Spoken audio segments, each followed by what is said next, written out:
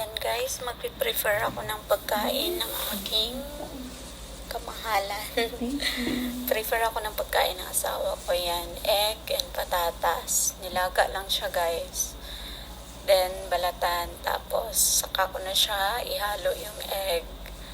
Then anuhin na naman siya yung parang mashed potato ang dating. Yan lang kinakain niya. Yan. 8 egg and then 8 patatas. Yun lang talaga guys yung pagkain niya.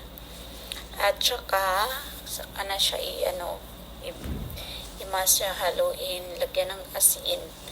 Tapos lagyan din siya ng ng paminta powder, ganun. Yung mga ganun yung mga pagkain nila guys. Kaya ito, nagtsaga ako ng balatan siya. Yun lang talaga yung pagkain niya, simple lang. Oo, yun lang yung pag-prefer ko sa kanya. Kuluan lang yan. Parang boiled lang. Boiled egg and boiled patatas. Diba? Ano lang siya. Yan. Tapos imamasa ko na lang siya mamaya pagkatapos.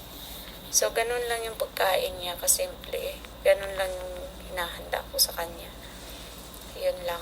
Babalatan. Sobrang lang yung pagbalat. Kasi minsan mainit. Ayun. Okay.